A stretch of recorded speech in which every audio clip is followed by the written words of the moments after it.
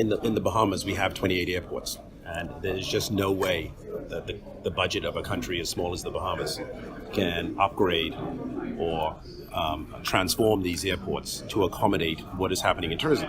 So we've got 3 major family island airports: Abaco, Exuma, and Northern Lutheran. And the government is spending $35 to $40 million on each one of these airports. And it's just unsustainable. And we have never introduced the concept of a passenger facility charge to help mitigate some of these costs. So the government, the only way that we see that we can bring a quality airport to these small islands in the Bahamas, is to build a business model, go to the private sector, say to them, how can you help us? And this is the model. So, for example, you take the Lynden Pindling International Airport in Nassau. That's a public-private partnership.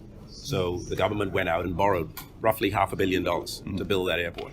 And the only way that airport is sustained is through a passenger facility charge.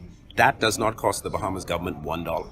But we needed that given the explosion in our tourism arrivals, or the growth in our tourism arrivals, and we wanted to provide our visiting foreign visitors and Bahamians with a quality product. And that is the model. You can go debt, you can go equity, but we need to invest in our airport infrastructure. If you go to those islands, you will agree, and everybody agrees, it's just completely insufficient. So the model that we've used at the Lynden Pindling International Airport, using a private sector partner, is working very well. So I would debunk that theory that these public-private partnerships don't work out.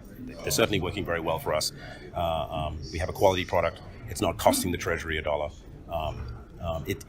One might argue that it's expensive, but it has to be self-sustaining. And airports are expensive things to run and expensive things to build. So that's the challenge. And the fact that we're an island nation just compounds that issue.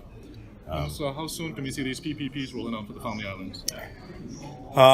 So this is a novel concept for us, where we're looking at what structure would work well for us. We're talking to persons who are interested in engaging with the government in building them, operating them, and then obviously you have to build the model to see what the estimated passengers would have to pay to go through this airport, and then see whether that's viable or not. I mean, obviously you don't want a passenger facility charge that chokes tourism arrival there, but you need a new airport. So we have to remove ourselves. It's just unsustainable for the government to go borrow the money or to go out and get the money to build these airports anymore. We just got too many to build and too much money to spend.